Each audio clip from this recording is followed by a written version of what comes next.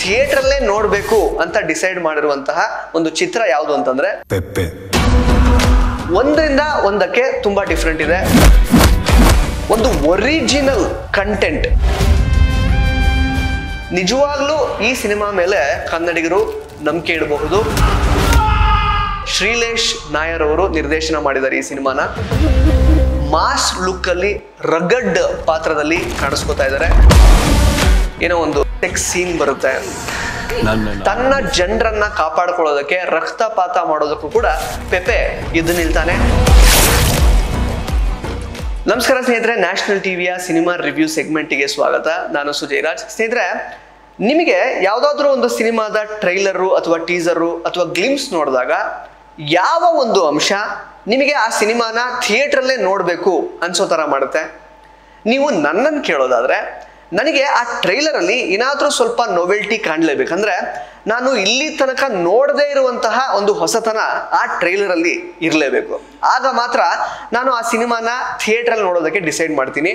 ನಾನು ಆ ರೀತಿ ಥಿಯೇಟ್ರಲ್ಲೇ ನೋಡಬೇಕು ಅಂತ ಡಿಸೈಡ್ ಮಾಡಿರುವಂತಹ ಒಂದು ಚಿತ್ರ ಯಾವುದು ಅಂತಂದ್ರೆ ಅದು ಪೆಪೆ. ಈ ಪೆಪೆ ಸಿನಿಮಾದ ಟ್ರೈಲರ್ ನಿನ್ನೆ ರಿಲೀಸ್ ಆಗಿದೆ. ನೀವು ಈಗಾಗಲೇ ಈ ಟ್ರೈಲರ್ ಅನ್ನ ನೋಡಿರಬಹುದು.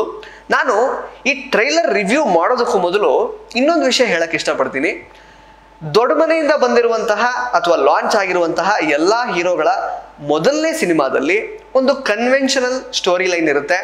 ಹೀರೋನ ಒಂದ್ ರೀತಿ ಗುಡ್ ಬಾಯ್ ತರ ಪ್ರೆಸೆಂಟ್ ಮಾಡೋದಕ್ಕೆ ಆ ಸ್ಟೋರಿಗೆ ಏನೆಲ್ಲ ಬೇಕೋ ಆ ಎಲ್ಲಾ ವಿಷಯಗಳನ್ನ ಅದರಲ್ಲಿ ಇನ್ಕ್ಲೂಡ್ ಮಾಡಿರ್ತಾರೆ. ಜೊತೆಗೆ ಫ್ಯಾಮಿಲಿ ಆಡಿಯನ್ಸ್ಗಳನ್ನ ಟ್ರ್ಯಾಕ್ ಮಾಡೋದಕ್ಕೆ, ಅವರನ್ನ ಇಷ್ಟಪಡಿಸೋದಕ್ಕೆ ಯಾವುದೆಲ್ಲ ವಿಷಯಗಳು ಒಂದು ಸಿನಿಮಾದಲ್ಲಿ ಇರಬೇಕೋ ಅದನ್ನ ತುಂಬಾ ನೀಟಾಗಿ ಕಟ್ಕೊಟ್ಟಿರ್ತಾರೆ. ಇನ್ಫ್ಯಾಕ್ಟ್ ವಿನಯ್ ರಾಜ್ಕುಮಾರ್ ಅವರು ಕೂಡ ಅದೇ ರೀತಿಯ ಒಂದು ಕನ್ವೆನ್ಷನಲ್ ಸ್ಟೋರಿ ಲೈನ್ ಇರುವಂತಹ ಸಿದ್ಧಾರ್ಥ ಸಿನಿಮಾದ ಮೂಲಕನೇ ಕನ್ನಡ ಚಿತ್ರರಂಗಕ್ಕೆ ಎಂಟ್ರಿ ಕೊಟ್ಟರು. ಬಟ್ ಅದಾದ ನಂತರ ಅವರು ಚೂಸ್ ಮಾಡ್ತಾ ಇರುವಂತಹ ಸ್ಕ್ರಿಪ್ಟ್ಗಳು ತುಂಬಾ ಡಿಫ್ರೆಂಟ್ ಆಗಿವೆ. ರನ್ ಆಂಟನಿ ಆಗಿರಬಹುದು, 10 ಆಗಿರಬಹುದು, ಅನಂತು ವರ್ಸಸ್ ನುಜ್ರತ್ ಆಗಿರಬಹುದು, ಇತ್ತೀಚೆಗೆ ಬಿಡುಗಡೆಯಾಗಿ ಹಿಟ್ ಆಗಿರುವಂತಹ ಒಂದು ಸರಳ ಪ್ರೇಮ ಕಥೆ ಆಗಿರಬಹುದು. ಒಂದರಿಂದ ಒಂದಕ್ಕೆ ತುಂಬಾ ಡಿಫ್ರೆಂಟ್ ಇದೆ. ಜಾನರ್ ಟು ಜಾನರ್ ಅವರು ಎಕ್ಸ್ಪೆರಿಮೆಂಟ್ ಮಾಡ್ತಾನೆ ಬರ್ತಾ ಇದ್ದಾರೆ. ಪ್ರತಿಯೊಂದು ಸಿನಿಮಾದಲ್ಲೂ ಕೂಡ ವಿನಯ್ ರಾಜ್ಕುಮಾರ್ ಅವರು ಆಡಿಯನ್ಸ್ ಅನ್ನ ಹಾನೆಸ್ಟ್ ಆಗಿ ಬೇರೆ ಬೇರೆ ರೀತಿಯಲ್ಲಿ ಎಂಟರ್ಟೈನ್ ಮಾಡಬೇಕು ಅನ್ನುವಂತಹ ಅವರ ಒಂದು ನೇರ ಉದ್ದೇಶ ಮತ್ತು ಇಂಟೆನ್ಷನ್ ಬಹಳ ಚೆನ್ನಾಗಿ ಕಾಣಿಸ್ತಾ ಇದೆ. ಅದೇ ಒಂದು ದಾರಿಯಲ್ಲಿ ಪೆಪೆ ಸಿನಿಮಾ ಕೂಡ ಬರ್ತಾ ಇದೆ ಅಂತ ಅಂದ್ಕೊಳ್ಬಹುದು. ಟ್ರೈಲರ್ ಅಫ್ಕೋರ್ಸ್ ನಿಮ್ಗೆಲ್ಲ ತುಂಬಾ ಚೆನ್ನಾಗಿ ಗೊತ್ತಿರುತ್ತೆ. ವಿಜುವಲ್ಸ್ ಇಂದ ಹಿಡಿದು ಮೇಕಿಂಗ್ ಇಂದ ಹಿಡಿದು ಪ್ರೊಡಕ್ಷನ್ ವ್ಯಾಲ್ಯೂಸ್ ಇಂದ ಹಿಡಿದು ಕಾಸ್ಟಿಂಗ್ ಇಂದ ಹಿಡಿದು ಎಡಿಟಿಂಗ್, ಸಿನಿಮಾಟೋಗ್ರಫಿ ಎಲ್ಲಾ ರೀತಿಯಿಂದನೂ ಕೂಡ ಈ ಸಿನಿಮಾ ತುಂಬಾನೇ ನೊವೆಲ್ಟಿಯಿಂದ ಕೂಡಿದೆ ಅಂತ ಹೇಳ್ಬೋದು. ಜೊತೆಗೆ ಒಂದು ಒರಿಜಿನಲ್ ಕಂಟೆಂಟ್ ಜೊತೆಗೆ ಒಂದು ಒರಿಜಿನಲ್ ಸ್ಟೋರಿ ಈ ಸಿನಿಮಾದಲ್ಲಿ ನಾವು ಎಕ್ಸ್ಪೆಕ್ಟ್ ಮಾಡಬಹುದು ಅಂತ ಟ್ರೈಲರ್ ನೋಡಿದ್ಮೇಲೆ ಅನ್ನಿಸ್ತಾ ಇದೆ. ಅಂದ್ರೆ ಯೂಶುವಲಿ ಹೇಳ್ತಾ ಇರ್ತಾರೆ, ನಮ್ದು ಪಕ್ಕಾ ಕಂಟೆಂಟ್ ಸಿನಿಮಾ ಅಂದ್ರೆ ತುಂಬಾ ಡಿಫ್ರೆಂಟ್ ಆಗಿ ಏನೋ ಟ್ರೈ ಮಾಡಿದೀವಿ ಅಂತ ಎಲ್ಲಾ ಚಿತ್ರತಂಡಗಳು ಹೇಳ್ಕೊಳ್ತಾ ಇರ್ತವೆ. ಬಟ್ ಆರ್ಗ್ಯಾನಿಕ್ ಆಗಿ ಪ್ಯೂರ್ ಒರಿಜಿನಲ್ ಕಂಟೆಂಟ್ ಇರುವಂತಹ ಸಿನಿಮಾ ಪೆಪೆ ಆಗಿರುತ್ತೆ ಅಂತ ಟ್ರೈಲರ್ ನೋಡಿದ್ಮೇಲೆ ನಂಬಿಕೆ ಬಂದಿದೆ. ಇನ್ಫ್ಯಾಕ್ಟ್ ಟ್ರೈಲರ್ ಅನ್ನ ಹೊರತುಪಡಿಸಿ ಒಂದು 3-4 ನಿಮಿಷದ ಒಂದು ಶೋರೀಲ್ ಅನ್ನ ಕೂಡ ನಮಗೆ ಆಕ್ಚುಲಿ ಚಿತ್ರತಂಡ ತೋರಿಸಿದೆ. ನಿಜವಾಗ್ಲೂ ಈ ಸಿನಿಮಾ ಮೇಲೆ ಕನ್ನಡಿಗರು ನಂಬಿಕೆ ಇಡಬಹುದು. ತುಂಬಾನೇ ಒಂದು ಪಾತ್ ಬ್ರೇಕಿಂಗ್ ಕೆಲವೊಂದಷ್ಟು ವಿಷಯಗಳನ್ನ ಈ ಸಿನಿಮಾದಲ್ಲಿ ಟ್ರೈನ್ ಮಾಡಿದ್ದಾರೆ. ಅಫ್ಕೋರ್ಸ್ ಶ್ರೀಲೇಶ್ ನಾಯರ್ ಅವರು ನಿರ್ದೇಶನ ಮಾಡಿದ್ದಾರೆ ಈ ಸಿನಿಮಾನ. ನವ ನಿರ್ದೇಶಕರು. ಸೊ ಡೆಫಿನೆಟ್ಲಿ ಅವರೊಬ್ಬ ಅಸೆಟ್ ಆಗ್ತಾರೆ ಈ ಇಂಡಸ್ಟ್ರಿಗೆ ಅಂತ ನಾವು ಅಂದ್ಕೊಳ್ಬಹುದು. ಹಾಗೆಯೇ ಸಿನಿಮಾಟೋಗ್ರಫಿ ಅಭಿಷೇಕ್ ಕಾಸರಗೋಡು ಅವರು ಮಾಡಿದ್ದಾರೆ. ಎಡಿಟಿಂಗ್ ಆಗಿರಬಹುದು, ಪ್ರತಿಯೊಂದು ಕೂಡ ಸಿನಿಮಾದ ಮೂಡ್ಗೆ ತಕ್ಕ ಹಾಗೆ ಸೆಟ್ ಆಗೋ ತರ ಇದೆ. ಇನ್ನು ವಿನಯ್ ರಾಜ್ಕುಮಾರ್ ಅವರು ನಾನು ಆಗ್ಲೇ ಹೇಳಿದಾಗೆ ಸಿನಿಮಾದಿಂದ ಸಿನಿಮಾಗೆ ಅವರು ಜೋನರ್ನೇ ಚೇಂಜ್ ಮಾಡ್ತಾ ಇದ್ದಾರೆ.